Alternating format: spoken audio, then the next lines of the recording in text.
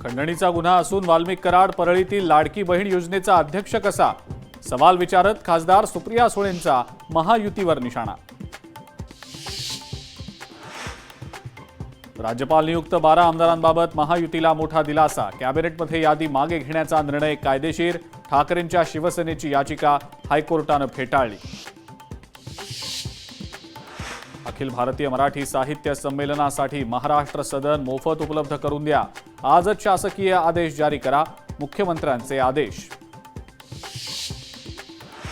ठाकरेंच्या शिवसेनेच्या आंदोलनाला यश। वांद्र्यातील तोडक कारवाई प्रशासनाकडून स्थगित।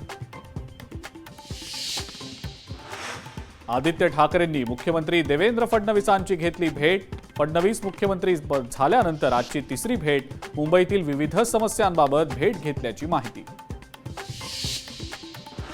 सरपंच संतोष देशमुखांच्या हत्येला 1 महिना पूर्ण। कुटुंबियांना न्यायाची अपेक्षा। मंत्री धनंजय मुंडेंवर राजीनाम्यासाठी सर्वपक्षीयांचा वाढता दबाव। महाविकास आघाडीच्या उमेदवारांच्या हायकोर्टामध्ये एकूण 47 याचिका। विधानसभा निवडणुकीतील ईव्हीएम आणि मतदार यादी घोटाळ्याचा आरोप।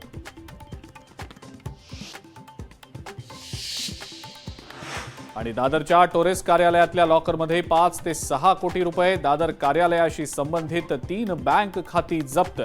आर्थिक गुन्हे शाखेकडून पंचनामा सुरू।